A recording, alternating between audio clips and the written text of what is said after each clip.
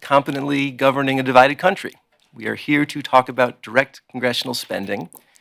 As we get towards the end of the year, get a little reflective. And when I think about all the efforts that BPC's democracy team has worked on to try to strengthen the effectiveness of governing, I think there's kind of two things that really stand out. The first is our efforts to help the federal government avoid a default on the full faith and credit of the American economy, our work on saving the debt ceiling from time to time. And the second has been the work here, focusing on the ability to re-enable Congress to actually fulfill its Article 1 opportunity and obligation and invest some resources on things that they know and care most about. I want to thank Kevin Kosar and AEI for co-sponsoring this event, for all of the courageous partners who have worked together on this issue in ignominy for a number of years. So I just want to kind of set the stage, talk a little bit about brief history, and then I think the topics we're going to focus on today. So we are the Bipartisan Policy Center, and I'm here to tell you that bipartisanship produces the very best and the very worst legislation in American society.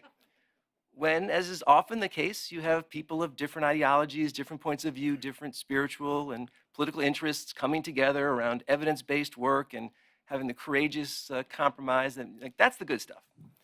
From time to time, fearing for their political futures, you get a kind of herd mentality where the group of buffaloes just starts racing towards the cliff, creating a level of momentum that is ultimately impossible to stop.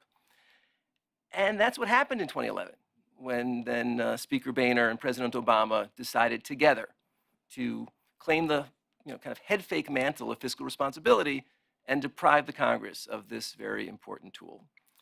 And I say head fake because smart folks, they know just as we do that earmarks, what they were known at the time, do not increase federal spending, that they just basically provide the Congress the capacity to spend a fraction of the federal budget as opposed to having the executive branch make all those choices. But it felt good. It felt like a claim of kind of fiscal sobriety and courage.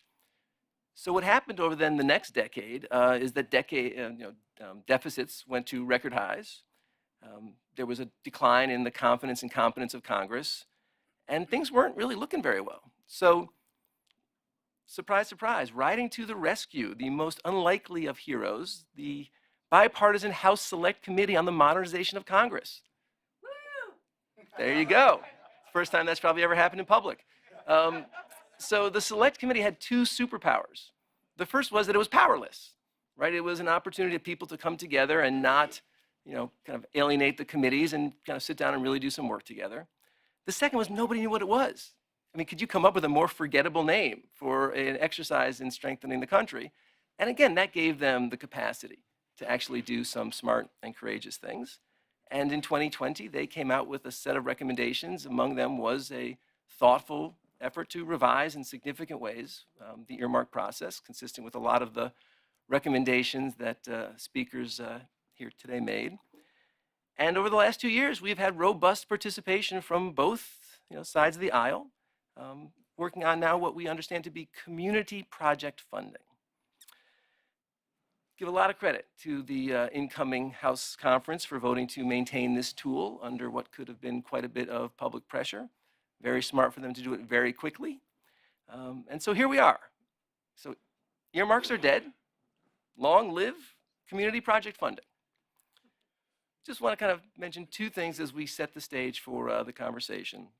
We're going to talk a lot about just the balance of power in what has been described as kind of the incredibly shrinking Congress over the last several decades. Weakening Congress has been an inside job, right? Most of the ways in which Congress has lost its authority and diminished its capability have been ways that they have actually undermined their own institutional integrity or kind of averted their eyes from hard choices. Things like whether the country should declare war and other things that the Congress used to take a lot of responsibility for. But so we're going to explore how directed congressional spending really matters, how it engages members, how it creates some incentive to participate in the legislative process. I will just share a quick story. I was talking to a pretty junior member of Congress from the Cleveland-ish area after earmarks came back, and just asked them, what is this important to you? And she said, this is the only thing that I'm I'm known for. Like my constituents do not know who I am, right? I got elected, I came to Congress, I got put on a, kind of backwater committee. I basically have to vote with leadership just about all the time. And the ability to engage in something that I ran on. And, this is not specific to this member, but, the ability to work on, opioid addiction, the ability to address issues around veterans' health access, to strengthen the capacity to land planes at a reasonably small regional airport. This is how my constituents know me. And I think that really says a lot about what a representative democracy is supposed to be about. So we're going to talk about that. We are also going to talk about this evolving process. It is reasonable that people were cynical about the earmarks process around 2010 because it went off the rails. And a lot of examples of some pretty stupid projects, actually a little bit of like illegality and corruption. And so, needed to be fixed. And there's been a lot done to fix it. So I think we're going to spend some time talking with now 2 years of experience about what's happened. What has been the disclosure, the deliberation, the review, the audit process that we think has now strengthened this fundamental mechanism. And I will just close with the personal reflection that this is the most scrutinized 0.3% of federal spending that has ever existed in the US economy or budget. And so I think it is important to recognize that this is good work that's going to matter, I think, a great deal, not just for the capacity of individual members, but really for the collective strength of the institution. And so with that, I turn it over to my friend Kevin to lead the first panel. All right, thank you, Jason. Well, good morning. I'm Kevin Kosar, a senior fellow at the American Enterprise Institute. This first panel kicks off our discussion of congressionally directed spending with a particular focus on community project funding grants. That's a bit of a mouthful. And you'll forgive us for occasionally using earmarks as a synonym because it's just easier to say, but they're different. So congressionally directed spending, this new form that we know as community project funding grants, was created fairly recently and was explicitly designed to replace the old system of earmarks that had been somewhat mothballed and had fallen into political disfavor. On this panel, I want to have us discuss with some specificity what these grants are, what's the process for getting them. We'll also take a look at what grants have been requested, what have been approved from last year and this year, and also compare the new grant process to the old way of doing business. The roadmap for this panel is straightforward. We'll have a presentation by one of our panelists who will kind of put out a lot of facts and figures for you all to think about. And then the panelists will chat a bit, and then we'll take audience questions. We'll take them from audience sitting here, but we'll also take them for those who are watching online. And if you're watching online, you could submit your question at any point during the panel via the YouTube chat. There's a live chat box you'll see, or you can send them in via Twitter and just use the hashtag #BPC Live, sorry. We'll take as many as we can before we conclude the panel at 10:45. Now let me briefly introduce my three fellow panelists. Their biographies are long and august, but nonetheless, the time is short. First, on my left, Zach Corser is a professor at Claremont McKenna College and a fellow at BPC's Democracy Project. Zach co-leads his college's policy lab and is the editor of the volume Parchment Barriers, Political Polarization, and the Limits of Constitutional Order.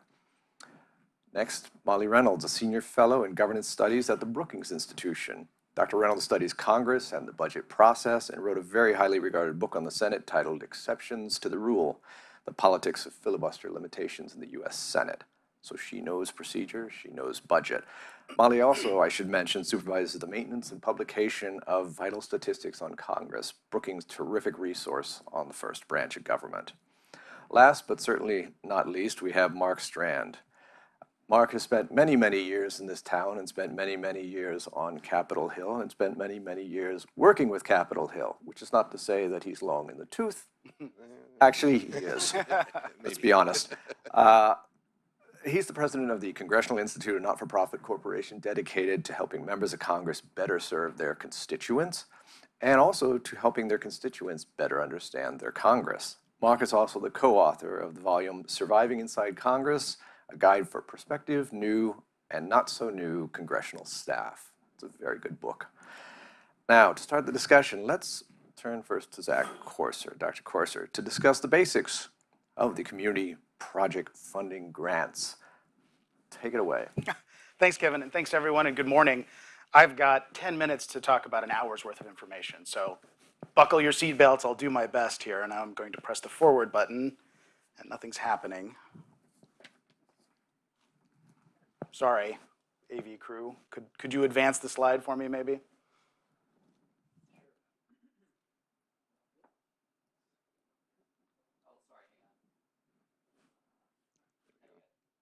Okay. Now it's working. We'll move back to the beginning. It's a good place to start.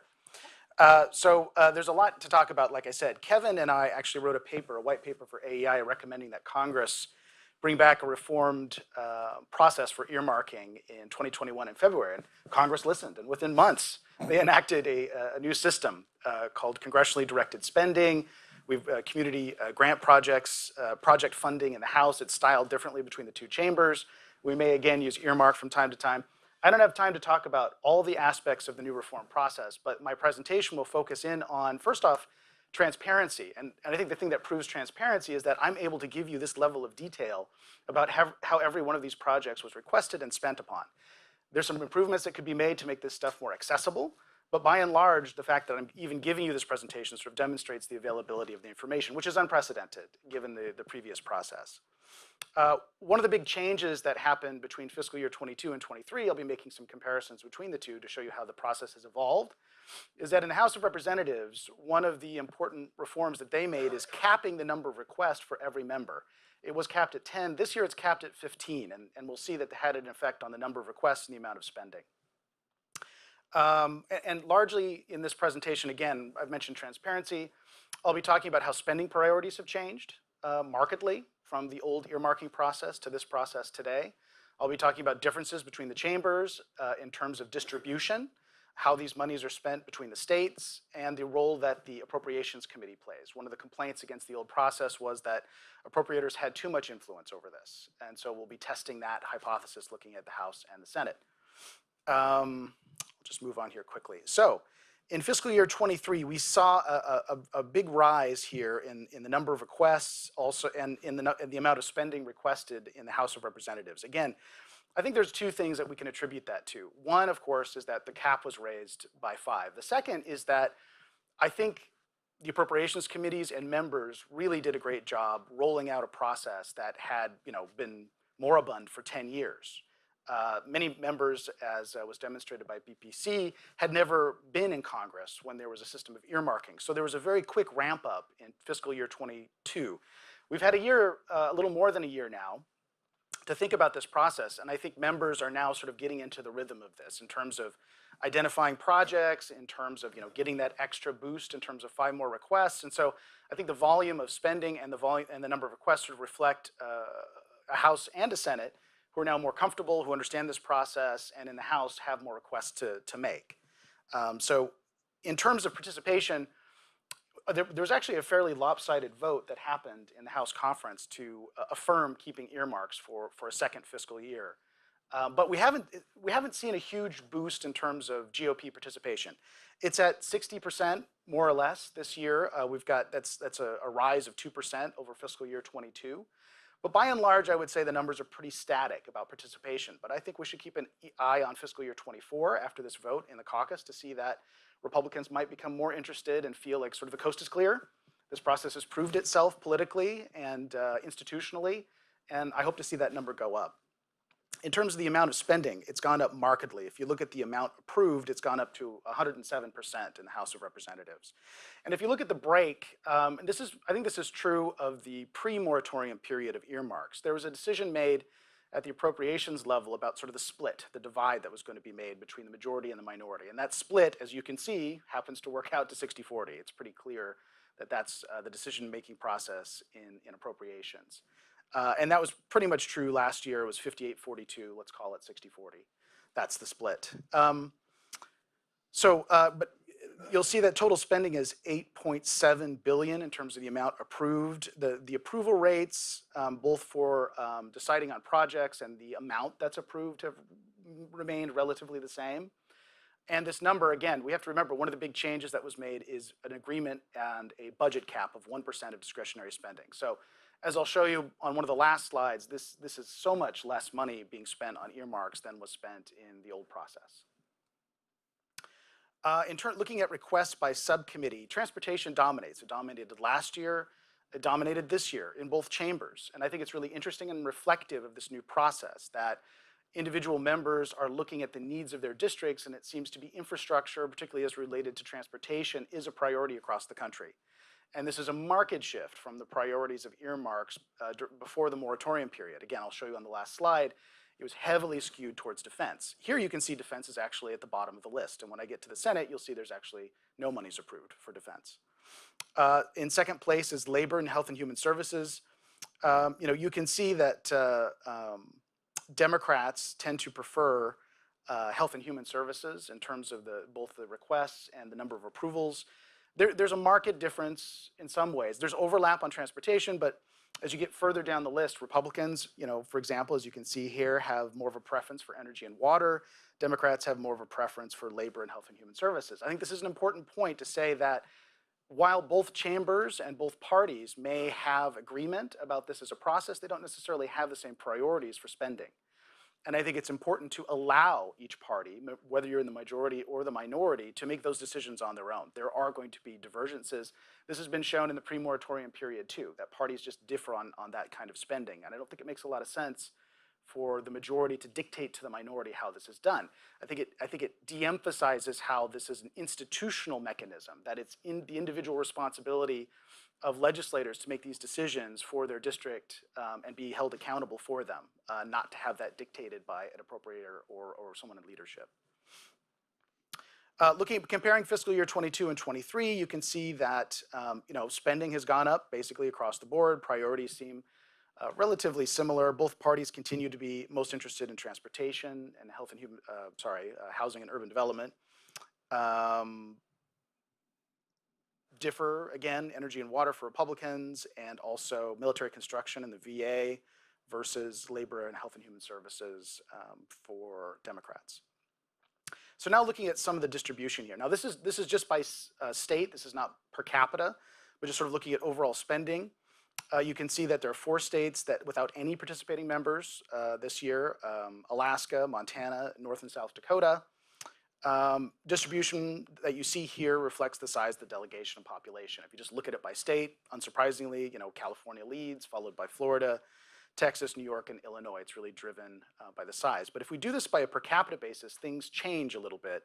We can see that now Florida ranks the highest, but you have to remember that Florida has no Senate requests. Both senators from Florida declined to participate in this process in fiscal year 23. So I'll show you a slide later where we combine spending in both chambers and see things kind of even out for some of those higher approval rates per capita that we see in certain states. But by and large, I would say, with few exceptions, the House and their rules and approach with the cap on 15 requests has had a salubrious effect on equality in terms of distribution throughout the country. There's some variations, but we can also attribute some of those variations, although more studies are required, to say that maybe there are shifting priorities. Maybe there's a large infrastructure project in one state that might get approved for a particular earmark one year. Maybe another state might have similar needs, but just not quite as expensive. So there may be some explanations for that.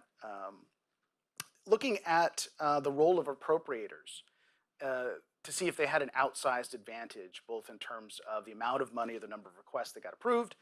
And in the House of Representatives, that's just not the case. Appropriators actually, in some regards, are slightly lower in their averages than is the sort of normal rank and file members. So I think the House of Representatives, again, has done a really positive job in terms of a reform process that gives each member sort of equal access to directed spending.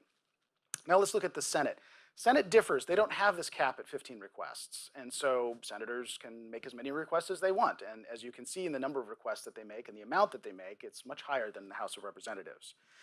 They still have, though, the 1% cap on discretionary spendings, discretionary spending. So they're still under the same financial limits, but they're not under the same kind of request limits that the House of Representatives has. But otherwise, they have similar reforms in virtually every other regard. So if you look at Senate requests by party, one of the things about the Senate is that you might remember the Senate Republican Conference declined to remove a prohibition against earmarks from their rules. What they did is basically said, well, you don't have to pay so much attention to that particular rule. If you would actually like to make a request, we're not going to hold you to it, but we're not going to take it out of the rules. And this has had a chilling effect, I think, to some degree, and raised a kind of bar politically for Republican members to participate. And as a consequence, only about a third of Republicans in the Senate participate. And this contributes, I think, to some lopsided outcomes in terms of distributional effects between party and also between states, as we'll talk about. So you can see the number of requests and the amount requested has gone up from fiscal year 22. Again, I think this has something to do with the process sort of, being online, as it were. Much lower approval rate, which is sort of in the Senate, which I think just reflects the higher volume of requests and the amount requested in the Senate. But again, numbers are sort of up across the board. You notice that this partisan split in the Senate is different than it is in the House. And this may reflect a more bipartisan approach to this process, or the fact that it was an even 50-50 split. And so, sort of by necessity, the split between parties would be narrower than in the House. Requests by subcommittee. Looking at this, you can see that the priorities are only slightly different than in the House of Representatives, but the amount of requests doubles that of the House. There's a big difference in terms of not limiting the number of requests. Senators ask for a lot, even though they get about half as much in return. Interior is second in the Senate, and it's fourth in the House. Maybe this has to do with statewide projects and the fact that senators are more interested in interior requests than the House of Representatives is. No defense accounts open for directed spending in the Senate. They don't approve anything. So this, obviously has an effect on the amount of defense spending that comes from earmarks. So yeah, more requests means a lower chance of success. It's only about 20%. I kept the y-axis the same here in terms of spending, so you can see how little was approved compared to how much was requested. So there's a lot more churning through these requests in the Senate than is in the House, and again, a more equitable split. And you can see spending actually priorities in terms of what was approved pretty even throughout the Senate, much more so than in the House. Partisan preferences are not as strong in the Senate. And then comparison of 22 and 23 in terms of spending, things seem up across the board, increases in requested funding in all categories except financial services. Preferences are similar between parties about transportation, interior, labor, military construction, and energy. So now we talk about the distribution. This is just by population. You can see already there are 12 states without participating senators, all of whom are GOP. I take that back. There's a couple of Democrats, excuse me. But nonetheless, this creates a kind of lopsided outcome. If you think about the country as a whole, there are so many more senators that are not participating. And so as a consequence, there's a skew here in a number of ways towards appropriators and towards states that have members both in the Senate and the House that want to participate. And so you can see spending doesn't reflect the state population. You've got some winners here up front with Alaska, Oklahoma, Hawaii, Alabama, Missouri. California ranks 6th, even just looking at it by state. If we do this by a per capita, it becomes even more exaggerated. You can see that Alaska is the leader in the clubhouse. This is even without the participation of Don Young, who unfortunately was deceased and could not have any requests. This is all Lisa Murkowski. And you can see that on the top end here, it's a lot of appropriators. As I'll sort of show you, appropriators do very well in this process in the Senate. There's some reasons for this, I think. It has to do with the fact that many of the appropriators that are on the Republican side of the committee are eager participants in this process, whereas many of their colleagues choose not to participate. So, if you don't ask for anything, you don't get. And the appropriators are asking. They're more comfortable with this process. And as a consequence, it's really sort of throwing things off a bit in terms of distribution. If we look at it overall, let's combine the House and the Senate and look at overall directed spending in fiscal year 23. A couple things happen. One of the things is there's actually only 2 states that get 0 participation, Montana and North Dakota. They get 0 directed spending because none of their delegation participates. But by and large, you can see that for the most part, the distribution is fairly even except on the high end. And I think it's the Senate that's throwing this off. You've got Alaska way ahead. If you put Florida and Texas and combine it into an average, you see that they go sort of the middle of the pack. They're no longer looking on the high end of things. But we've got some states that really stand out. I don't have time to talk about that. So comparing to pre-moratorium earmarks, you can see that spending and priorities have changed dramatically.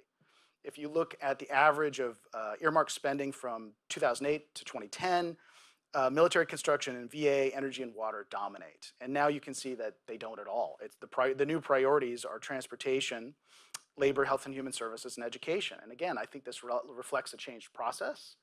At the risk of sounding normative, I think these actually reflect local preferences rather than national ones.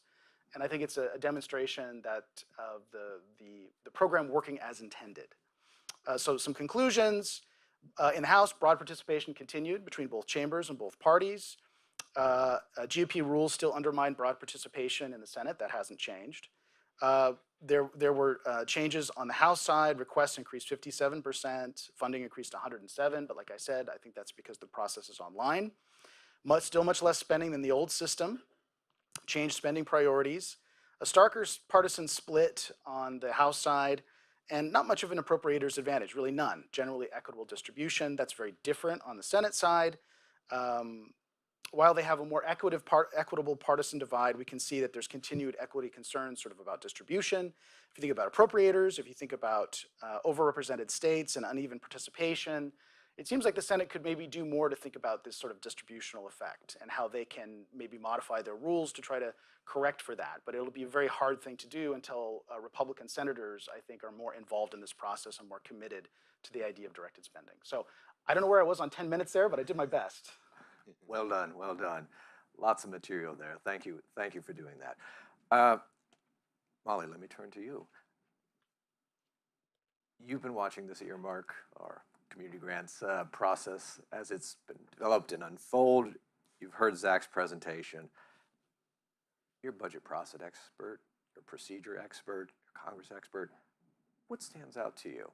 What do you think is worthy of notice about Yeah, excuse me. So let me start by just, first thing I want to do is underline something Zach actually mentioned, which is the degree to which our ability to talk about this data at this level of specificity is itself a real achievement of the new regime, if you will, the new approach to distributing funding for specific projects to communities around the country.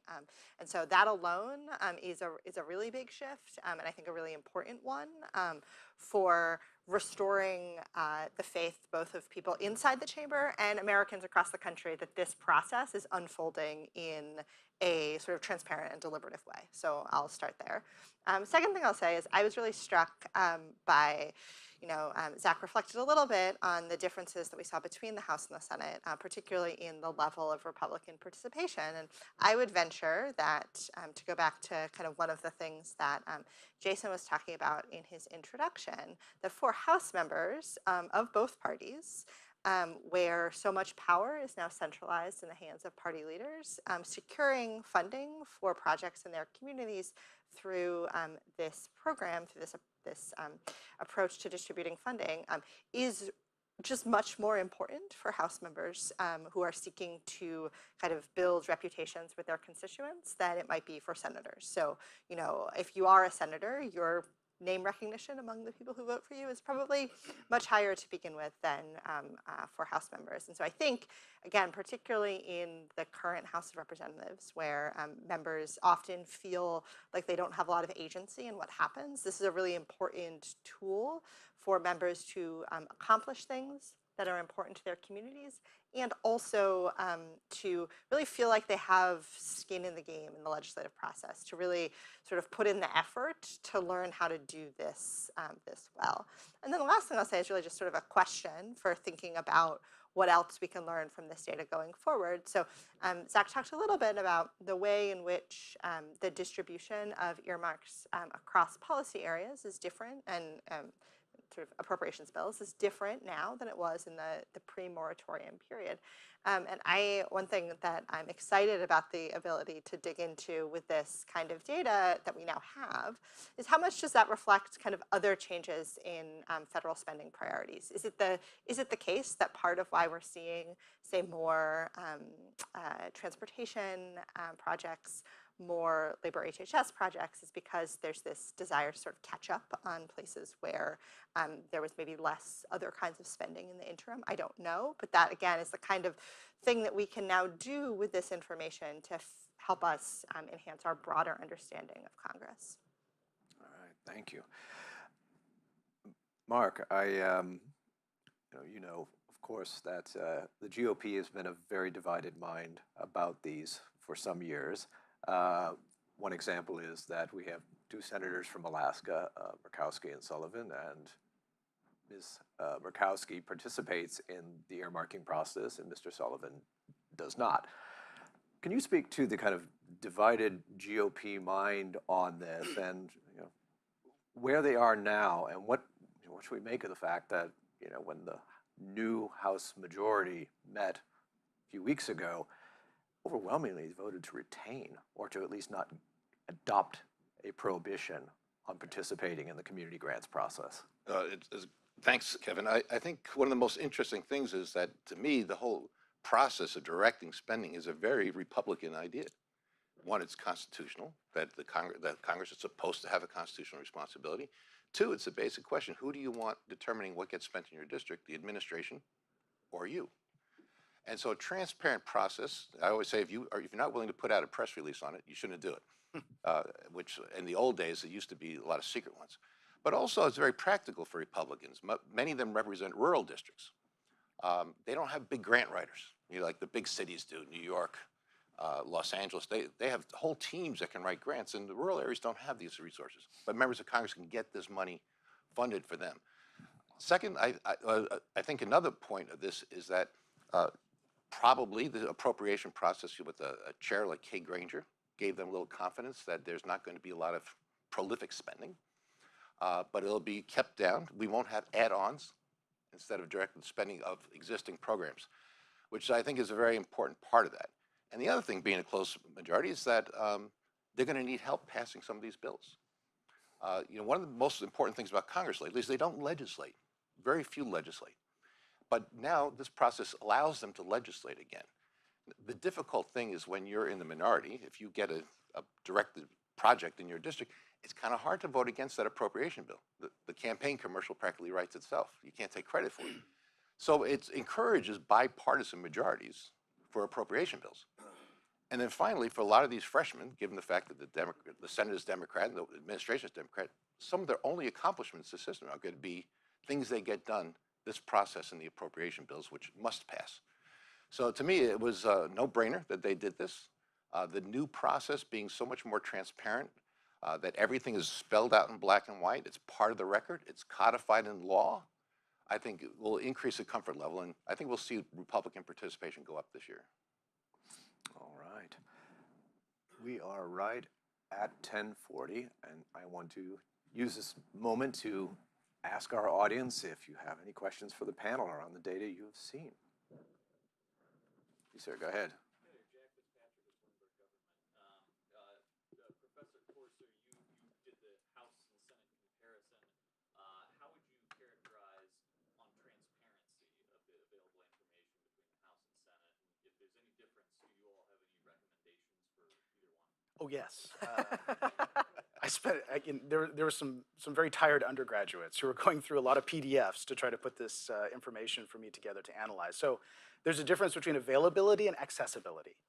And I think on the front end with requests, the House does probably the best job. They just put out an Excel spreadsheet. It's just all there. The Senate puts it up on their website, and it's all on member websites too. But in terms of a centralized resource, the Senate just puts it up on the web, so you've got to scrape the web to get all of this information. Really, the worst part is on approvals. Like this isn't law yet. These are just what the appropriators have decided they're going to approve. And in the Senate, this is all on PDFs, which is really difficult. It lacks information. It's really difficult to merge this with names. I mean, it's just not. It's a bit clunky. And I think it's reflective of sort of a work product that they're used to. I don't think it's an intention to mislead or make things difficult. But I do think there's more work that could be done to sort of make this clearer and more palatable. But I will say also, if you wait long enough, as we'll probably talk about, I think in the next panel, the GAO is doing a really great job in terms of tracking the spending once it actually becomes law. they have a really detailed series of reports about all the different spending bills and all the different earmarks within them. That does help to make this more transparent, even more transparent. But I would say that yes, the House and the Senate could put this in a much more user-friendly format for those of us that want to get a sort of overall lay of the land. All right, we have a question from online. If defense earmarks have essentially vanished, has the process of earmarking defense projects moved to the NDAA? Who would like to handle that one?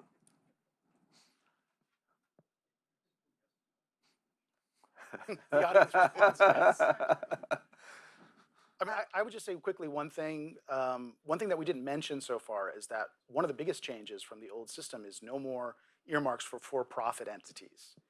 And so the spending priorities have shifted away from defense, I think, and that's one of the reasons why it shifted towards local priorities. This has to be nonprofits, counties, local needs, and I think that's reflected in the shift too. Defense lobbying and sort of the pressure of on legislators to use these for defense has really subsided, and I think maybe it's gone in different directions, but I can't really say so much about where. I think you also have to point out that one of the most egregious abuses was Representative Cunningham, which was mostly earmarking in the black budget, which was completely invisible to people and was rather blatant in terms of its abuse. So I think maybe defense in particular, because of that reason, wants to stay away from it as much as possible for the time being. It may change in the future, but for now, I think they are content to let the other committees do the congressionally directed spending. Very good. Just a comment on that. When I worked in Congress, the Defense Department had something called the unfunded priorities list. So when they didn't get it in the three bites of the apple, it came in later, and that was earmarked. And I wonder, that would be a really interesting thing to look at to see if the unfunded priorities list exists anymore, or if that's been put into, like the emergency spending for Iraq and Afghanistan just became another budget item. So it became the overseas, contingency operations account. So like, I think the money is definitely still there, but it's not being accessed the same way. Yeah, it's worth mentioning it very briefly that during the sometimes called a ban on earmarks that existed for a decade or so, some call it moratorium, congressionally directed spending still happened. It happened in other ways. There were letter marking was another vehicle for doing. There was phone marking where members of Congress would call up executive agencies and say, by the way, could you consider this project ahead of others, et cetera, et cetera. So the kind of desire to engage in that is kind of innate to being a legislator. And we know that also when Congress loses power in this arrangement, the executive branch still directs the funding. My Brookings colleague, John Hudak, has worked quite a bit on this question of where presidents direct resources. And so we know the money is still going out the door. It's just going out the door in a way that's farther removed from the individuals who are most in tune with the needs of their communities. Yes, yes. It's no surprise that when presidents are running for re-election, particularly that the grants going out to states where that are swing states seem to get a bit more at the behest of the executive branch. Go ahead in the back, please.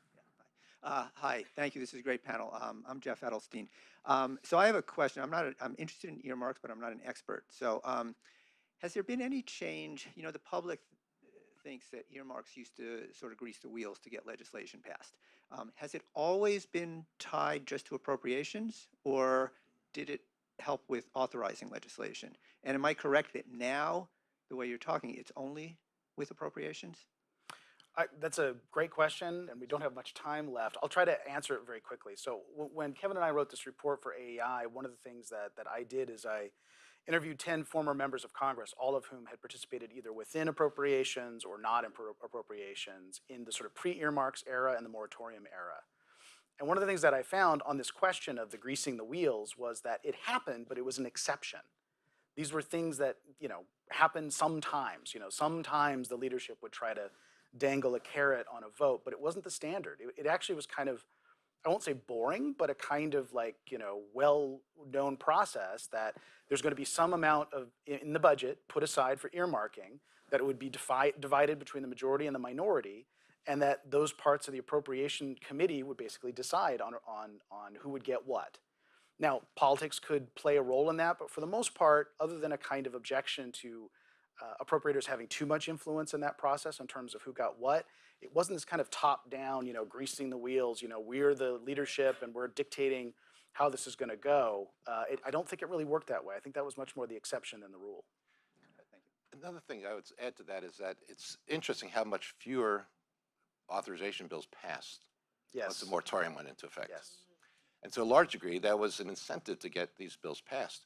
And it used to be that the House would enforce its rules that you can't appropriate anything that hasn't been authorized. So all the more reason they should go back to doing And authorizations as well. I think the important way to think about this is there's a difference between greasing the wheels in the form of do you get individual people to vote for it because you give them earmarks versus greasing the wheels in terms of is there an incentive to do the thing at all because collectively folks want to get their projects out of the process. So I think, right now, like literally as we speak, we're having this debate over whether there's going to be an omnibus versus a full year CR. And one consideration in that debate is whether everyone will get their earmarks. And so that's a different question from sort of what Zach was talking about. And I completely agree about getting individual members at the margins to vote for something.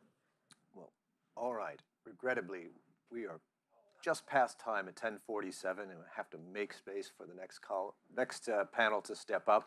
So, Zach, Molly, Mark, thank you very much.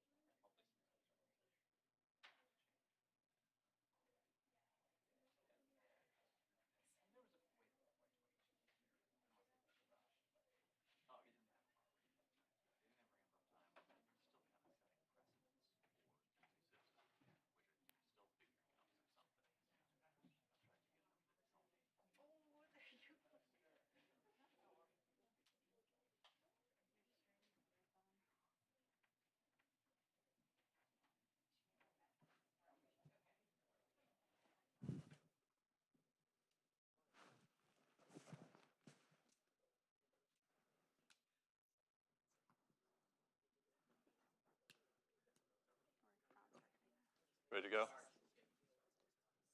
I think I can get started with panel 2. Again, thanks everyone for being here, and I think we had a good discussion with the first panel about some of the data, some of the numbers, some of the discussion about the politics of this issue. We're going to take the second panel and focus a lot more on digging into the process and what has happened over the 117th Congress.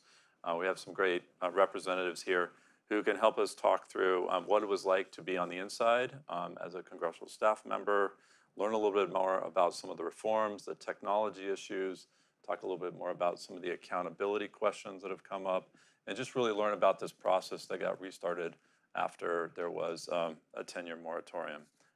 Fully getting into some of the questions, maybe about some of the improvements that could be made and some of the reforms. So I'd like to just briefly do a quick introduction of the colleagues on the stage here.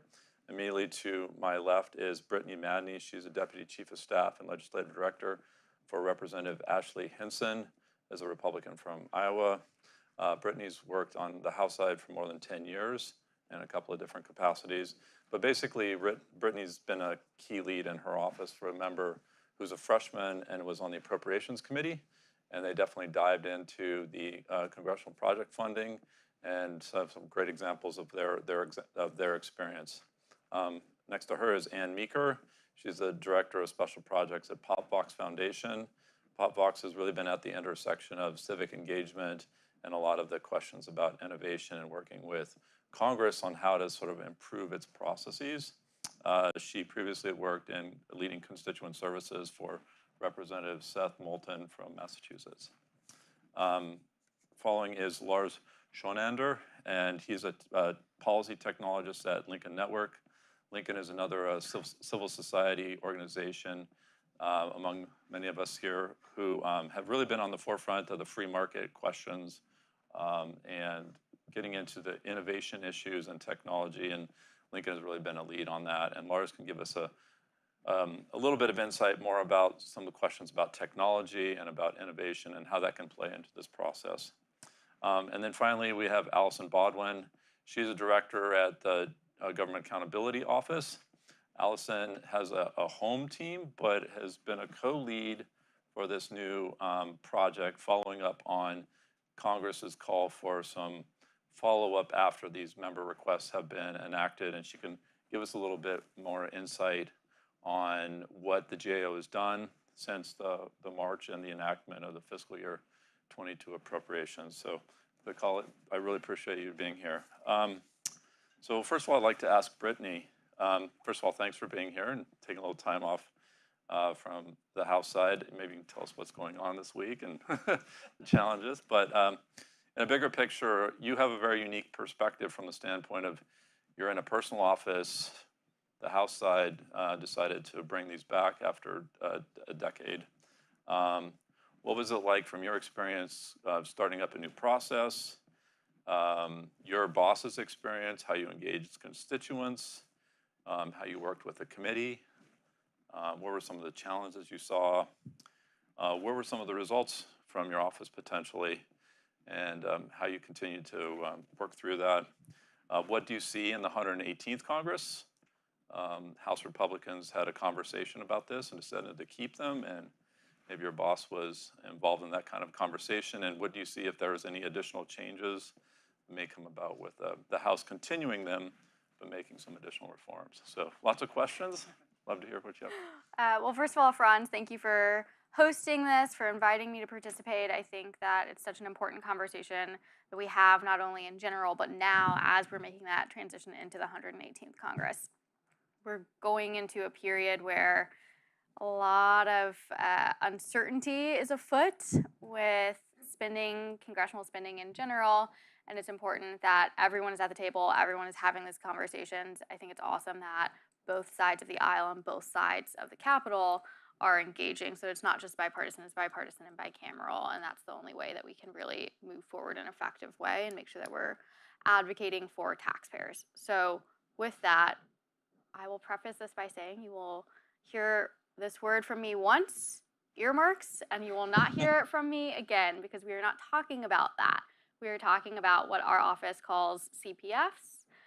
That's community project funding.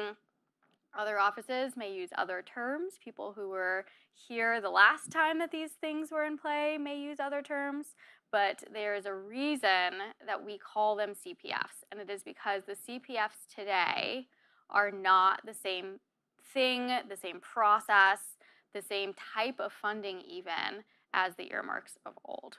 So I want to lay the ground now. You'll hear me use the CPF term. The reason I'm using it is because we truly embrace that in our office. We embrace that in the Appropriations Committee.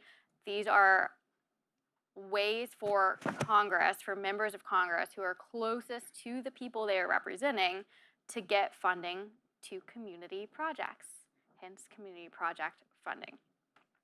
So I think that leads into one of your questions, Franz, about what's different, why are they back, how has this changed? Massive changes in oversight, massive changes in transparency and accountability. You can't just sort of throw a dart at a board and hope that it's going to land on some big funding for your district. These days, there's a very careful process in place. I think most offices who have engaged with the CPF process now will tell you that there's a lot of staff work on the front end of this process that makes sure that there is transparency and accountability. One rule that we use is if you wouldn't be excited and your member wouldn't be excited for a project to be on the front page of a local newspaper, you shouldn't be engaging in that project. And I think that helps keep taxpayers confident in this process, and it helps keep offices accountable. Huge part of that accountability is the transparency requirements now. So you had mentioned asking about what we're doing, what some of our successes have been. I can tell you about those, but I can also point you to hinson.house.gov and have you go look at our webpage that says what Ashley Hinson has submitted for CPFs, not only this year, but the previous year, because we have an archive up there as well. And that's a requirement. Our office actually goes above and beyond, provides more information than is required to engage in this process. We think it's really important that we put as much information out for the public as possible. But every office has to put some information. One piece of information that we share is sort of our foundational basics, right? Who the project is, what the project is, who's the money going to, how much did she request, the address of that project, so you can see and verify that it's either in the district or has a clear district impact, and a short summary of that project. We also have to share a financial disclosure statement certifying that my boss, my member of Congress for whom I work, does not have any financial interest in this project, nor does her family. That's new. None of this was there in the past. I think that really changes the way that staff and members approach these projects. It's also changing the way communities are approaching the projects, because they can now see the success that happened previously and sort of take a look at that and say, oh, okay, well, Congresswoman Hinson got some significant funding for a firehouse in Protivin, Iowa, a community of about 200 people, and they were never going to be able to get funding without this. I'm a small town sheriff or police department, and I don't think I'm going to be eligible for a Department of Justice grant without some help. If she could do it for Protivin, maybe she can do it for me, right? And for us, it's really about being a voice for those communities that do not have another option or opportunity, right? If we're talking about Protivin, they don't have a professional grant writer. They don't even have a professional fire department. They have a volunteer fire department, and they're responsible for taking care of their community and many of the surrounding communities. It's all ag land. If one of those fields goes up, everything is destroyed. This regional economy is set back an incredible amount. When they came to us for a project request, we couldn't really understand the request that they had written, so we asked them to send us a video. You know, can you send us a video? Show us what kind of construction you're asking us for. What do you mean your fire trucks don't go inside? And so they said, okay. So all the volunteer firefighters got together and they filmed a video on somebody's phone, and they showed us you cannot get in the truck while having your gear on. So someone has to remove their gear, back the truck out, which, by the way, the door doesn't close if the truck's in because the current station was too small. Back the truck out, then put your gear back on, then load back into the truck. And someone has to go manually close the door so that the fire station isn't open, and then they could proceed. So they were telling us this could be 5-6 minutes. That's a life that could be lost. That's property damage in rural Iowa where you may never get that back. It's an entire community.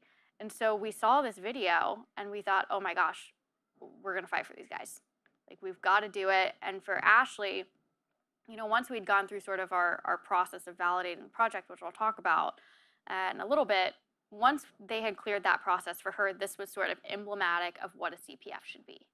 It's a small town, but it's a core function of government. It is a good, reliable use of taxpayer dollars. We can see for ourselves where the money is going to be spent. We're potentially helping this community of volunteer firefighters save lives, and we're knowing that they don't have the resources to ask the federal government for a grant in any other way. They don't have a professional grant writer. No hate to Chicago or San Francisco or Miami or New York, but those big cities have professional grant writers. They can engage with the federal government in a meaningful way outside of the CPF process. If they want to engage through it, that's great, that's up to their members, but my boss doesn't represent any of those big cities. She represents tiny towns in rural Iowa, and she represents Cedar Rapids and Dubuque and Waterloo, which by Iowa standards are pretty significant cities. We love them and are thrilled with them, but even they have challenges when they're up against Chicago. And so for us, this is a way to go into those communities, say, what is it that you need? What are you already eligible for, but don't know how to walk along this process? How can we help you get there? This is not new money. We're not giving anyone new money. It's already money that's going to be appropriated through these programs that are largely already agreed upon and bipartisan. We just want our small communities like Protivin to have a fair shot. Give them a chance at getting through this process that is incredibly complex, incredibly bureaucratic, and we can be the ones that assist them through that. So that's sort of a quick overview of why we've engaged in this process, how we decided to make the decision to engage. And I think moving into the 118th, thinking through the oversight measures already in place so that good projects like the Protivin Firehouse can move forward, but bad projects, problematic projects, projects where there may be corruption at play don't move forward is really important. I think the measures that we have put in place now are great, and I do believe that we can only strengthen those going forward. Okay, great, thanks. And I'd like to ask Ann a little bit more, and Ann, you also worked in the House. You know, this has been a new process, and Brittany brings up an example of an office that was very actively engaged and really embraced this, but many members are new. So 58% of the Senate and 70% of the House were new since all this had been in place since a 10-year moratorium.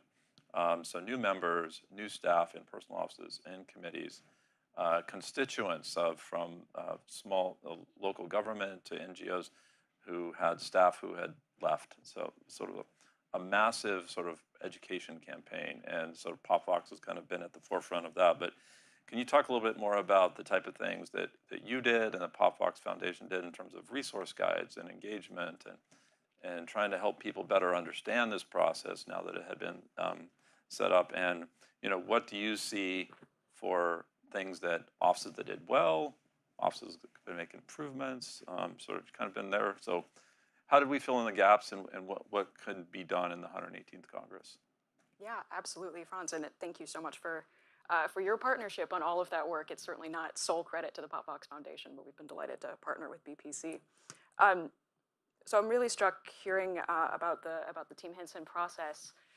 So the PopVox Foundation really works on three buckets. So we work on capacity, we work on engagement, and we work on innovation. And earmarks are, excuse me, CPFs. Forgive me, I'm not as disciplined on the new terms. CPFs are so interesting because they really are a microcosm where all three of these things come together. So hearing about the Hinson process, Brittany, how many hours did it take your team to get that process off the ground? Oh, in total, well, I would say probably a good 30 hours a week if you add up the staff time for the first 4 or 5 weeks. And then following that first 4 or 5 weeks off the ground, certainly a good chunk of time after that, maybe 10 hours after that per week. Which is just phenomenal considering how overstretched Congress is as a whole, how much Congress is just really struggling with staff capacity to do all of the demands that are laid on it.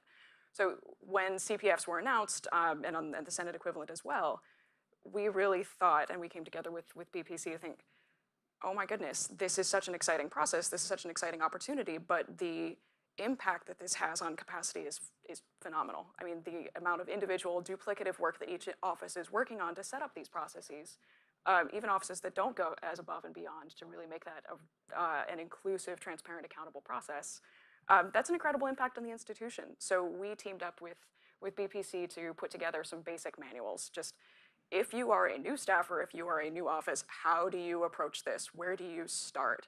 How should you vet a nonprofit? I certainly wouldn't know where to start on what is a 990, how do I find a 990, how do I figure out if you actually have a plan to spend down this money? How do I figure out if you know how much money you should be asking for? So we came together to do some of those manuals. So in the process of developing those manuals, really had the chance to kind of look at where are the pain points for staff? Where is that capacity not being used effectively for the institution? Because I think that's one of the big takeaways for me, that the process decisions from the committee have this overall impact on institutional capacity. And that really impacts how offices can carry out that engagement. So into the second bucket that we work on. As we mentioned, this is new for staff, this is new for requesters as well. So where offices don't have the capacity to do that really thoughtful, comprehensive outreach, the process favors organizations, it favors larger governments who have those grant writers, it favors the larger nonprofits, the university systems, the hospital systems that are familiar with the process, that maybe employed someone who worked in earmarks before the ban, CPFs before the ban, and knew what to look for and knew what to ask for and knew to call and say, I want to talk to your appropriate staff, or I want your form, how do I do this? So the capacity really translates into how can offices take advantage of this opportunity to have a better engagement process. I think there's so much potential in the way that CPFs work for offices to use that as an opportunity to bring constituents in, not just requesters, but bring in constituents to give input into this process. We were talking a bit before the panel how for many new offices this year, earmarks may be one of the few tangible things that they can show at the end of the year for their constituents that they've done. And so that's also one of the few opportunities for constituents to say, hey, I weighed in on something with my member of Congress where my voice had an impact. And we really did see some offices go above and beyond to develop engagement processes that brought constituents into that decision-making process, which was really exciting. We saw some offices really innovate in kind of proactive outreach to the community. So the late Representative Don Young, as soon as earmarks, CPFs, came back, sent out immediately a huge blast to his entire district, coincidentally his entire state, to say, earmarks are back. What do you want to see? As a community, as a member of my community, as a constituent here, what should I prioritize in my application process? What would make the most difference in your community? So kind of proactive prioritizing from the community. On the back end, we saw representatives like Chris Pappas in New Hampshire, once they had all their applications in, open that back up to the community and say, which of these should we fund? How would these projects have an impact on you and on your life? Really interesting way to bring in community input there as well. We also saw offices, again, thinking about the capacity, find innovative ways to bring in their district staff. So really take advantage of those on-the-ground relationships and say, our DC team on the appropriations may not know all of the teeny tiny nonprofits and the tiny little organizations and fire departments and police departments and self-defense studios who want to train sheriffs in nonviolent suspect control and de-escalation. That just may not rise to the level of DC. So how can we bring those into the fold? And then we also saw some offices, again, really innovate in transparency. So I know Rep. Kilmer, who's also the chair of the House Select Committee on Modernization, did some cool things where he published the criteria that his team was going to use to evaluate applications, really a step forward in transparency to say, if you apply and you don't get selected, here's why. You know what we're looking for in advance. So I think it's really encouraging to see the innovation in this space happen in individual offices. So for me, what I'm hoping for in the next year is to see more formalized ways of sharing those best practices among offices. We did see a lot of that for the committees. I think committee staff did an incredible job highlighting good examples from their members. I know we heard of committee staff sharing forms around saying, hey, you're trying to build a form. This office has a really good one, or this office has run into problems when they try to ask a question like this, so maybe take a look at a different example. And I think that's where the whole institution can benefit as far as capacity, as far as innovation and engagement, is to say, to kind of raise the floor and say, here's the level that we're going to set as an institution. This is what no matter where you are in the country, if your member is participating in the CPF program, here's the baseline that you can expect as an applicant, as a constituent engaging in the process. So that's what I'm hoping for, hoping to see a little bit more of that formalized and made available, especially to new members. Great, thanks. And I'd like to ask Lars. Lars is a member of the Lincoln Network, been one of the really important civil society organizations that's been actively involved in the House modernization process, and your organization's been at the forefront of the technology and innovation questions. I mean, you hear a little bit from Ann and Brittany about just the projects that come forward and made requests, and it can be overwhelming to offices on that sort of input side and sort of processing all of that, and a lot of staff time comes into that. How does the committee process it? But can you tell us a little bit more about, first of all, maybe how the modernization committee sort of then influenced a little bit of the appropriations committee's decisions in terms of Article 1 authorities, but just really dig into some of the key technology questions to help with the staff capacity, both in the personal offices and the committee. Outside of that, how can we make improvements on that, and sort of how can we manage a lot of this, because this can be really overwhelming. Sure, glad to be here, friends. Happy to talk about the more technical aspects of CPF reform, if we're not going to call it earmark reform anymore. So what we have right now, compared to what the ModCom committee came out with, I'd say is a moderate option. The no change option, what do we have? No earmarks. What I'd say would be the biggest change would be if we fully implemented what the ModCom proposal would have, which was essentially flipped how earmark, so to speak, would do on its head, where it would come directly from communities first and then go up in stages of approval, and only then reaching Congress at the very end. Instead, what happened is a lot of the transparency reforms got implemented, such as public-facing websites, public-facing data, criterion being made public. However, arguably that did not go far enough. So a problem facing members of civil society right now is a lot of the data is all over the place. So, for example, consider this. There's a earmarks website for every member of Congress, and those websites are being overwritten as we speak with the fiscal year 2023 earmarks. This makes it a little bit painful if one wants to figure out what they successfully used their CFP to spend last year on.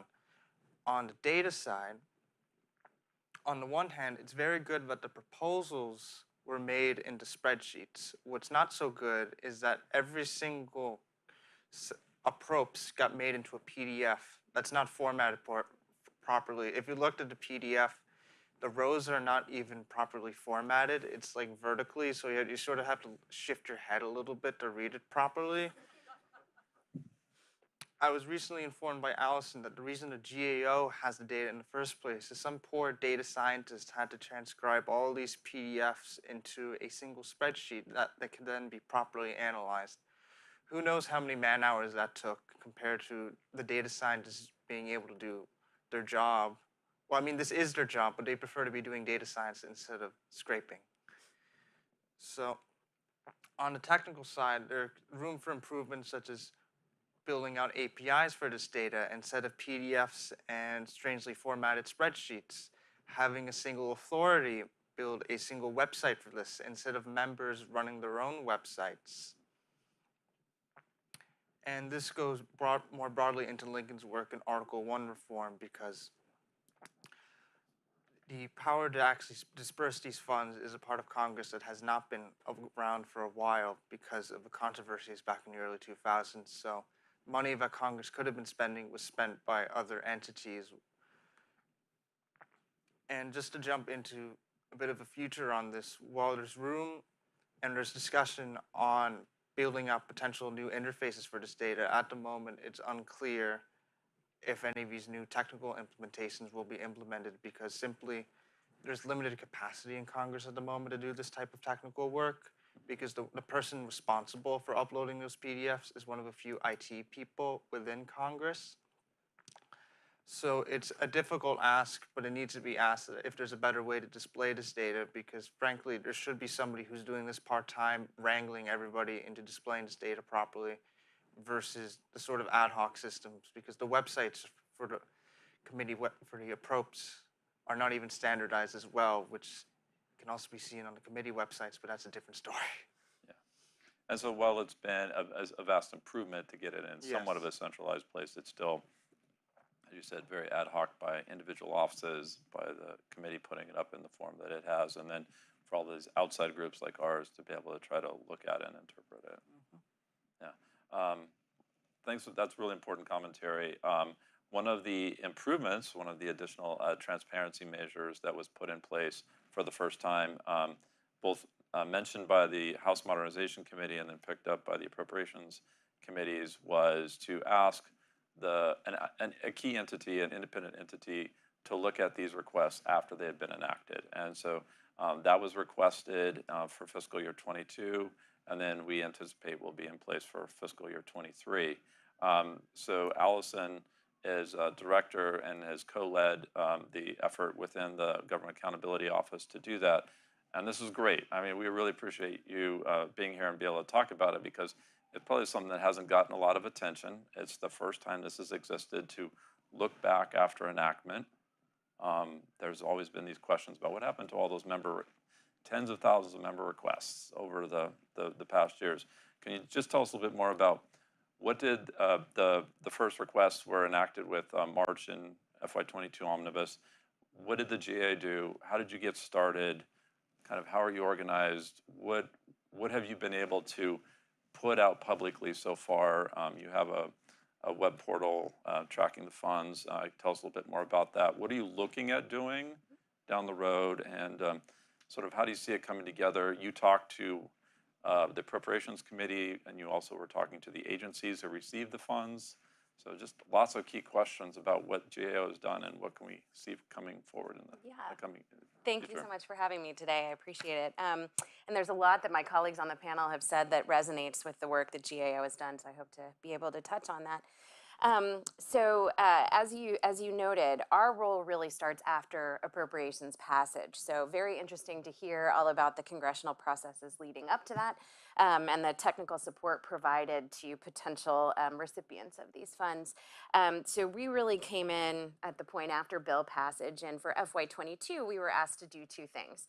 The first was to assist the appropriations committees with FY23 and sort of look at the process and think about how it went, and if there are changes or observations we could make that would help the process improve going forward.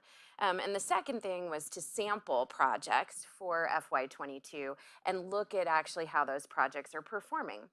So to date, we've really focused on the first part, which was supporting the FY23 process. And the primary reason for taking that approach is because with the length of the continuing resolution, we didn't have a strong expectation that there would be very much progress on actually executing these projects during FY22.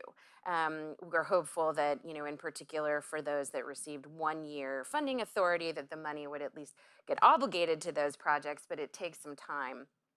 So we focused on supporting the Congress for FY23, and that really put our focus on the 18 agencies that were executing these funds. In some cases, the agencies are spending the funds themselves, but in most cases, the money is being distributed through existing grant programs or other financial assistance mechanisms to state and local governments, tribal, territorial governments, as well as nonprofit organizations and higher education organizations.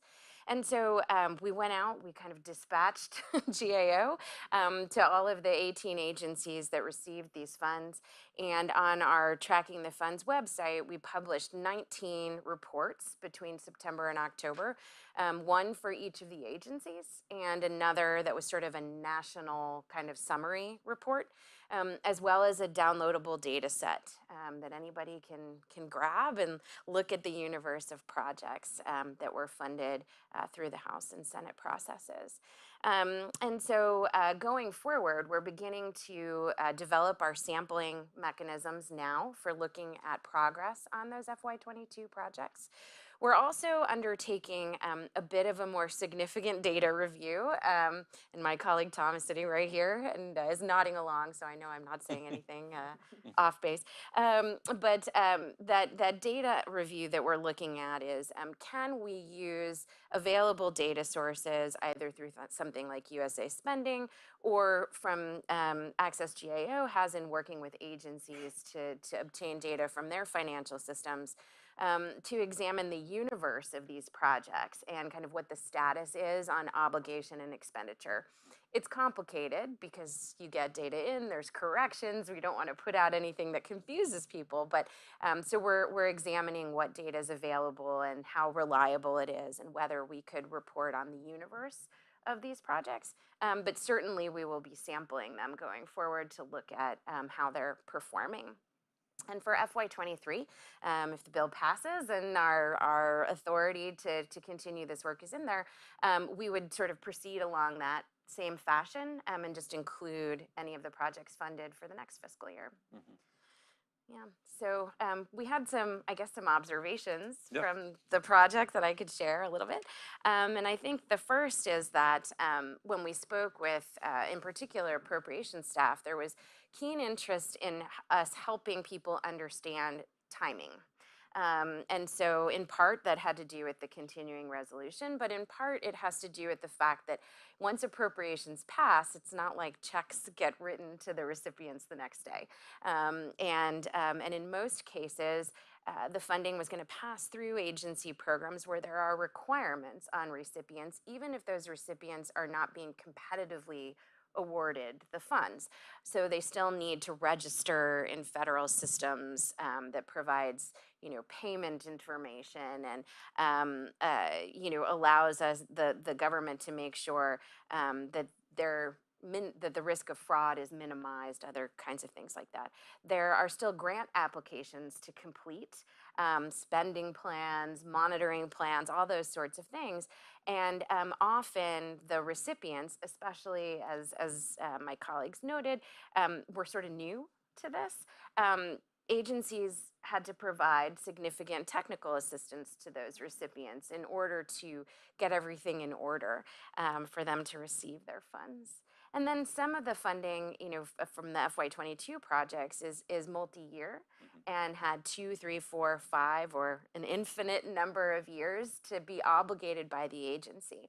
Right. And so agencies have set timelines for those, and those are some of the things we'll be looking at going forward. Thanks. I mean, one of the challenges that I think a lot of sort of the average person doesn't recognize, as we said, this is all within the funding that's been allocated through the discretionary funding levels, but it's 1%. So this last year was actually a little bit less than 1%. It was just under 10 billion, so there was a little room, but about 5,000 projects that a lot of staff time goes into to putting that together, from GAO, from personal offices to committee, to sort of maintain and essentially make sure that system is in place. I think we have time for some questions. If you do have a question, my colleague has a microphone to come around to ask a question. So.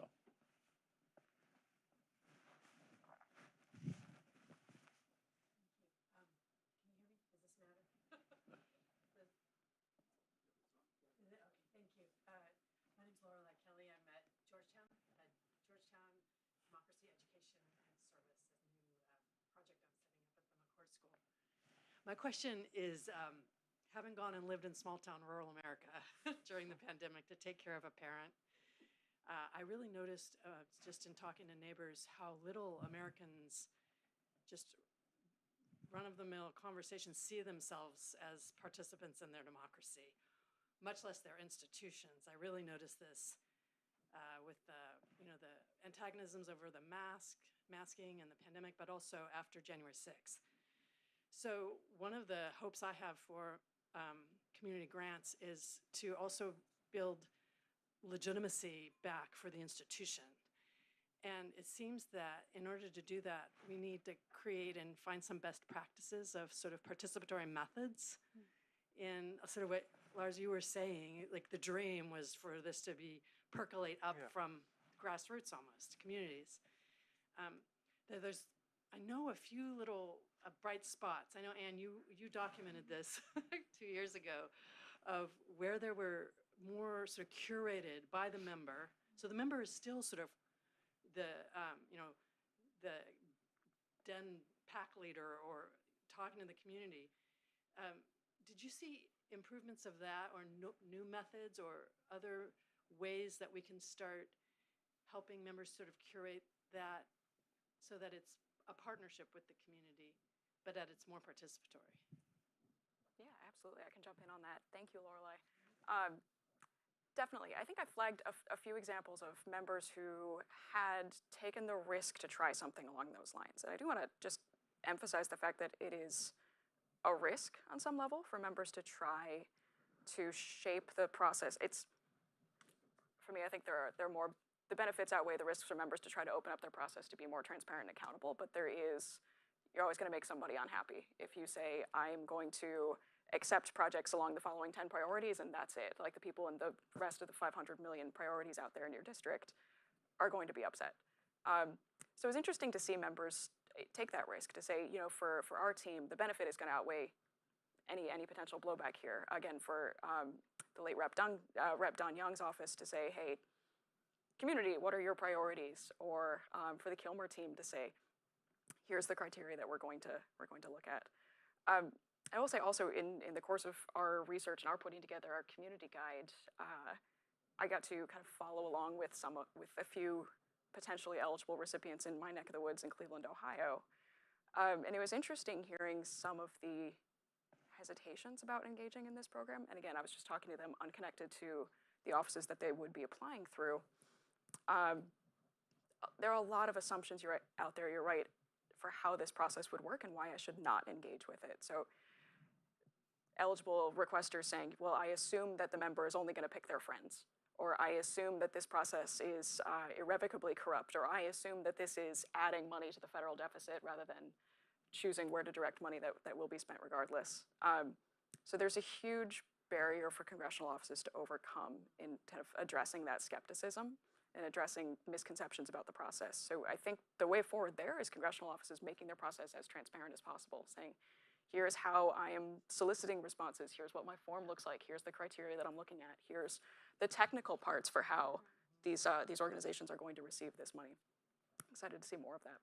I can sort of speak to how our office handled this situation, because you're absolutely right. If we want to reach these smaller communities who maybe are disenchanted with the process or don't know how to engage or where to start, or we have a lot of challenges to overcome,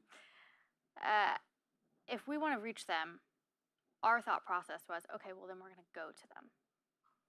So we really heavily relied on our district representative team, who we call our outreach team. So our district reps have great relationships in the district. They go out there, they know the district better than the ledge team sitting at our desks in DC does, because they're in it every day. So we had very close conversations with the district team about who should we be talking to. That's one thing. The second thing is we did a virtual open house, sort of a webinar that was open to any eligible entity in the district that wanted to participate and learn about this process. I think we shared it pretty broadly multiple times. We blasted all of our stakeholder lists for example, local government leadership. So maybe mayors of towns, city councilors, if we had their contact information. City managers were a big part of this, town managers, local sheriffs, police chiefs, nonprofits. We chose to engage with 501c3s. So anyone who we had the ability to contact them, we had their contact information, they fit into the eligible list of entities, was welcome to join this virtual open house webinar situation where they could just come, get online, and listen to us speak about our process, what we were looking for, kind of break down from the bottom, what is a CPF? What are we even talking about? What are these terms that are being thrown around? You know, there were a couple of articles in the local paper that mentioned appropriations and CPFs from the past year, so then that drove some interest for this year. And we had an hour or so where we were just there and said, okay, I'm sitting in front of a computer screen. I'm going to tell you the basics of our process. We shared a 4-page background document that had about 2 pages of explanation and instructions, had a link to our, we used a Google form, had a link to our form where you could make an application to our office directly, but then the second 2 pages was a table we put together of all of the eligible accounts and which departments you'd be working with. We shared that. We had a webinar. We had probably 200 or so people participate who joined that webinar. First half was just us talking about the process. Second half was all Q&A, and we had questions from all kinds of folks about all kinds of pieces of this process, right? We had the basic, I don't really understand what the difference is between a CPF and this thing that I'm flying in with the National Mayors Association. What are the differences there? And then we had, on the reverse side, I have this very niche project.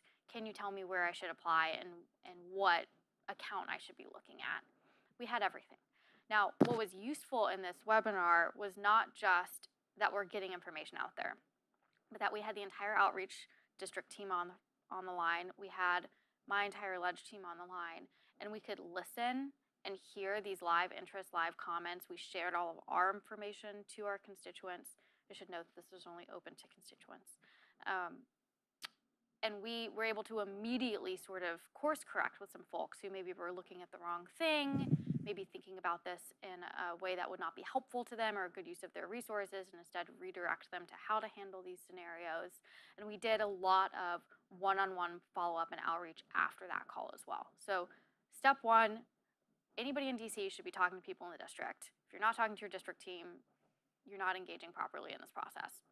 Step two, make information available. I think that you've provided some really cool ways that other offices have done that. We're certainly going to look at some of those examples, see what we can learn and how we can grow. But for us, that was, let's do an open house. And then step three was do the follow-up. So anyone who got on that open house, we did follow up with them. Hey, was that helpful? Did you need any more information? Here's the contact information for the district rep that covers your region. Here's contact information for the LA who handles that project if you want to talk about it a little more before you make a decision. Out of that, about 200 or so people who joined the webinar, I think we had at least one touch with about 400 people from that email blast saying, here's the webinar if you want to join. About 400 people had expressed interest of unique projects. Many of those had come to us with 4 or 5 project ideas, and they were like, which of these do we do? And of that, we helped people go through this process, cut it down significantly to only isolate people spending their time and resources to apply for things that really met the eligibility criteria, and then we took it through the more formal process. Thanks. Gentleman here. Jeff Edelstein. So this sounds like, I love all these different ideas here, and it's verging towards what is being done at some municipalities, which you may be familiar with, called participatory budgeting, where actually the money is allocated for each district. New York City is now doing this, I believe, in every council district, $1 million+, and the community actually develops the project ideas, forms teams, and then the community actually votes on that. Now, I don't believe, if I heard you right, that any members are actually giving that authority to communities and to their constituents, and I'm sure there could be some interesting political dynamics around that. But I'm curious what your thoughts are on this moving in that direction, and particularly around this idea of getting people engaged in democracy, where they're actually voting on how that money is being spent.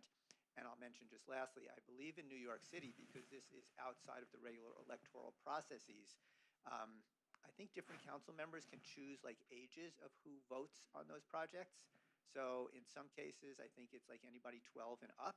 So it's actually a way to get younger people engaged in democracy. And so I'm just curious your thoughts, and to take this one step further, and then you'll have to pull the mic away from me.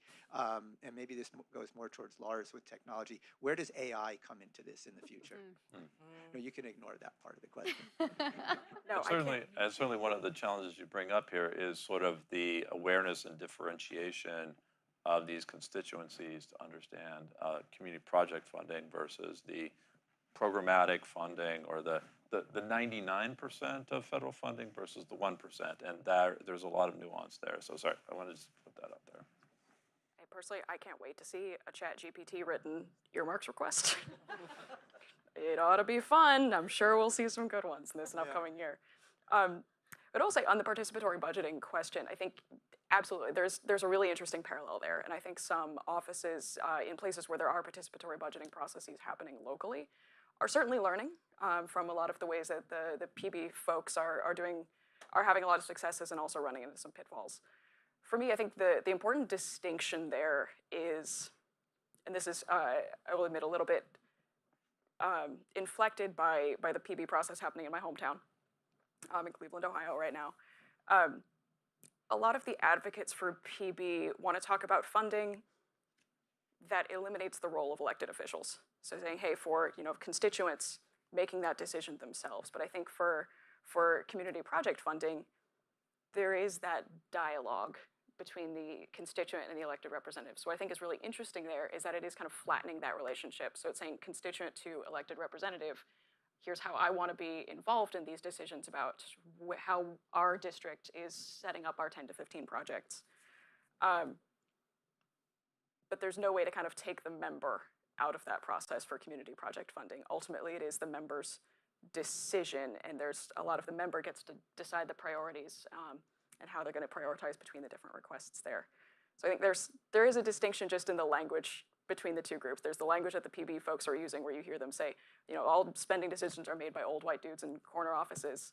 And we're seeing how that is not the case for the earmarks process, that these offices are being so innovative, and how are they bringing different voices into the community. I will just note, my boss looks at every request, and it's her making the decision at the end of the day. Staff is doing a ton of work on the front end to make sure she's only looking at a binder of 100 requests that made it to that point. Things that we have checked off as like meeting all of the necessary pieces from the committee. But at the end of the day, it is the Congresswoman making that decision. And that's hugely important. And I think a big part of this that's different from, sort of setting that aside for a second, a big part of this that's different than the participatory budgeting side of things is you're not just looking at something from a community to community spending level. You're looking at something from a community to federal spending level. So there's also sort of beyond just an eligibility test and does this meet the basics and does the community want it, you have to look at this sort of political viability test as well, right? My member can submit the request that she wants. That doesn't mean that the committee's going to take them or that the Congress is going to vote on them. So I think there is also that piece of the member having to do that calculus and be representative for the committee, or excuse me, for the community, thinking through, okay, these are both great requests. If I have two in front of me that are by all accounts equal, one of these is going to be accepted by the committee. The other I know committee members will object to. Now, which one do I go with? So I think there is that part of the member community dialogue where the member is really taking an active role that's different than on the local level. And we had a question online that I'd like to bring Allison in on. One of the growing pain issues potentially is that there were many recipients that did get funded that haven't actually received those funds from the federal agencies. There may be some awareness, but it's hard to say maybe, and this is a question about what the congressional offices know, but some of those funds haven't been received. What is the situation? Why is that the case? Sounds like a growing pain question. How can we move through this? So. Yeah, no, and that's actually something we expect. that, and it's an important aspect of this for the recipients to understand. And some of it has to do with, the program that they're getting the funds through and what the rules are for that program. If there are application materials, other kinds of vetting that need to be done, if there's legal reviews or environmental reviews or other things, those reviews often have to happen before the funding moves to them. It may also be 2 or 3 year funding, meaning that the agency has a certain number of years before it must obligate those funds, in which case, from an agency resources perspective, it may be prioritizing moving the 1 year money first, because that has to get out the door, otherwise it becomes unavailable to the recipient. But these are all like communication challenges. At the heart of it is helping the recipients understand expectations around when they should receive the funds, communication with the agency as to whether there are any barriers to the receipt of those funds. And those are issues that we're really going to be looking at now, that sufficient time has passed, that we could really understand. Has money not moved to the recipient for reasons you can anticipate? Or is there some sort of administrative hurdle that needs to be addressed? Thanks. I will just put in one plug for the reports that we've got out there. We do, in each of the agency reports, break down in a graphic sort of the funding and how long by program. Just from a legal perspective, recipients can expect to sort of wait to receive the funds. So you can see if your program was kind of a 1 year, you should have received the funding by the end of fiscal year 22, if it was 3 year, if it was no year. So if recipients have questions about that, they can go look at the report for the agency that they should be receiving their funds from and at least have some expectation of timing. Right, and that's on the website, it's tracking the funds, so. And I think we can do one quick question to wrap up. Hopefully it's quick. Oh. Thank you so much. This has been really interesting, and I've learned a lot from all of you. It also strikes me that this has implications for intergovernmental relations, and so I'm wondering, when these grant requests are coming through, are they mostly coming from constituents or advocacy groups within the district or whatever, as opposed to from the mayor's office or the county, or even if the state is involved in it? So how much of it is separate from those other governments? And also, I would include tribal governments there as well. And how much of it is coming from just constituents, organizations? I'll start here. You all may have better data than I do, because mine is largely anecdotal and just what our office experienced. I think we probably got about 2/3 some sort of other governmental entity, and then 1/3 from like a nonprofit. Now, when I say other governmental entity, I wouldn't say just mayor's offices. I would say that probably includes the state universities, which are technically nonprofits, but I think a lot of folks would put them in sort of that governmental state association bin. We had a lot of engagement from local governments that came to us from someone like the flood director, who wanted to talk about how to maybe improve a flood wall, and if that was a viable project through one of the Army Corps accounts that was open. I think that's a really unique way to be looking at some of these members of local governments who are dealing with niche issues, rather than just the city's or the town's general priorities for the year. So it's about 2/3 to 1/3, with the caveat that that 2/3 is maybe a little closer to the people than one may think. Yeah. And I'll just plug in for my colleague Zach Corser, who was on the first panel, but we're going to be doing a report coming out in the near future, and we'll kind of do a little bit of the breakdown of where requests came from. So we'll get a more analytical assessment of some of that. So. Thank you very much. Yeah. Any last words from anyone? I very much appreciate being on the panel, but I just love any thoughts on where you think this is going in the 118th Congress. So. I'm gonna start. Yeah. I say that this is an Article 1 power.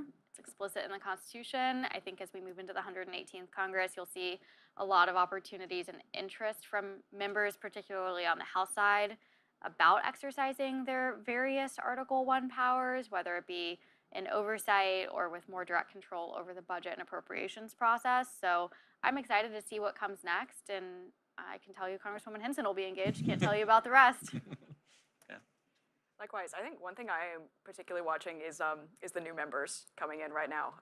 Talk about an incredible challenge. You're setting up a new office, you're staffing up 2 offices, you're hiring all of your people. And by the way, congratulations, here you have to start your earmarks process too. But that's also where there's so much energy, and that's where there are new ideas drawing from other community, things that are happening in communities. So I think that's where we're going to see a lot of innovation. And again, I'm just hopeful that there are more structures to kind of spread that innovation among offices that can benefit from it. What I'm tracking at the moment is the conflict between, especially on the Republican side, members who are fine with this new earmarks process and members who are more fiscal conservative, who are very annoyed that earmarks have returned. It seems at the moment that they're okay with this process existing, but it's looking like in the 118th Congress there's going to be a loud contingent who are going to be fighting against these new measures the entire time. Yep. Agreed. And also, Yeah, and I'll just say, I think at GAO, we're looking forward to the fact that sufficient time has passed that we can really roll up our sleeves now and try to understand the progress that these projects are making, and to make sure that our communication lines are open, not only with the appropriations committees, but with any of the senators or members' offices who are interested in any of the observations we might have on what's going well and what can be improved. great. Again, thank you very much for being on this panel. It was very informative, and look for further information from the BPC in the coming weeks and months. So, thanks.